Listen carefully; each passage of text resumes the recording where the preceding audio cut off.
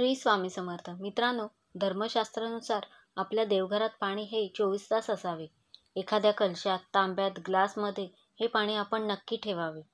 ज्या घरातील देवघरात पाणी असते त्यामुळे आपल्या घरातील वास्तुदोष दूर होतात व अशा देवघरातील मूर्तींना तडे जात नाहीत, कधीच फुटत नाहीत. तसेच संपूर्ण घरात सकारात्मक ऊर्जा निर्माण होते.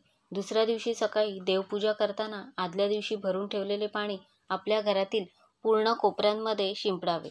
असे केल्याने संपूर्ण घरात सकारात्मकता ऊर्जा निर्माण होते व राहिलेले पाणी झाडाच्या बुंद्याशी ओतावे व नवीन पाणी भरावे.